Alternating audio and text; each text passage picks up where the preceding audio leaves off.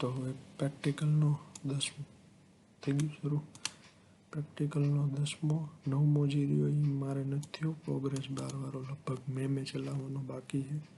10મો જે રહ્યો એ શું કહે છે તો કે write an Android application that display a list of courses running in યુટ્યુબમાં કોર્સ જે હાલતા હોય એનું બતાવવાનું છે. એ કોઈ કોર્સ સારા નથી, બધા ભંગાર છે.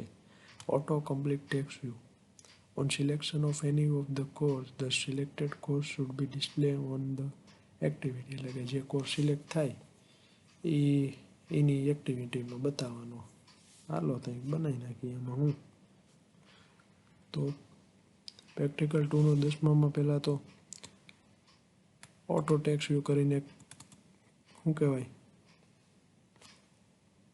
એ આવે.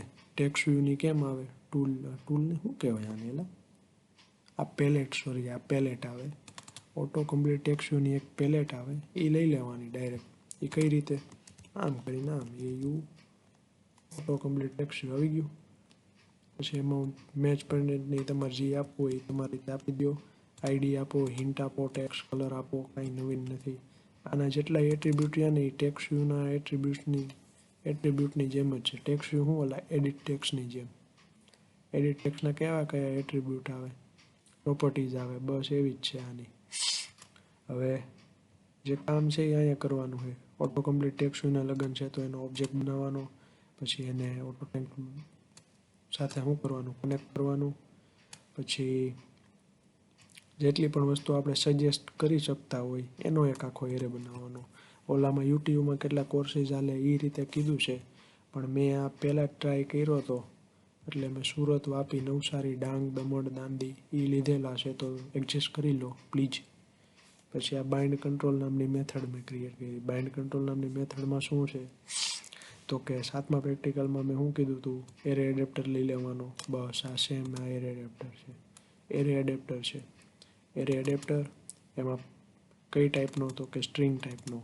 એને નામ આપ્યું એડીપી ન્યૂ એરે એડેપ્ટર. કઈ ટાઈપ તો કે સ્ટ્રિંગ ટાઈપ. એપ્લિકેશનનો કોન્ટેક્ટ આપવાનો. મેં ગેટ એપ્લિકેશનનો કોન્ટેક્ટ આપી દીધો. પછી 2 પેરામીટર આપવાના. કયા તો કે આપણું લેઆઉટ જે રહ્યું એ દેખાવું કેવું જોઈએ અને ત્રીજું જે રહ્યું એ એરે. તો બીજું જે રહ્યું શું છે તો કે એન્ડ્રોઈડમાં જવાનું, એની અંદર આરમાં ડોટ લેઆઉટમાં, અને એમાંથી આપણું લેઆઉટ કેના જેવું દેખાવું જોઈએ તો કે સિમ્પલ લિસ્ટ વ્યૂ આઇટમ 1 જેવું દેખાવું જોઈએ. આ જે રહ્યું એ સજેસ્ટ કરી દે અહીંથી, એવું જરૂરી નથી.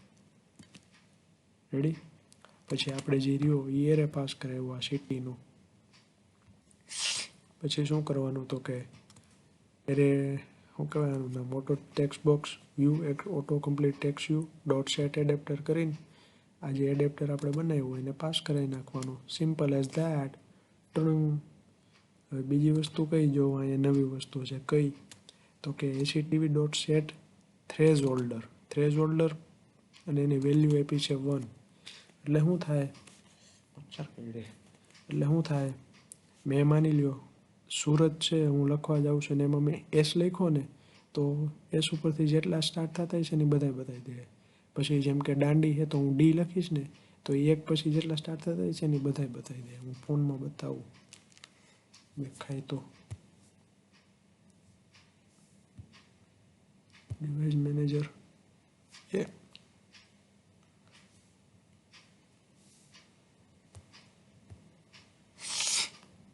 પ્રેક્ટિકલ 120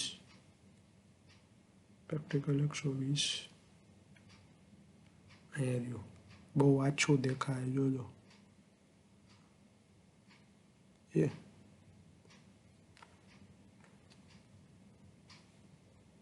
એક લખ્યું, જો 2 લખાય ને પછી આવશે 0થી સ્ટાર્ટ થાય. કા બહુ આછું દેખાય. મારા ફોનમાં દેખાય, આમાં નથી દેખાતું.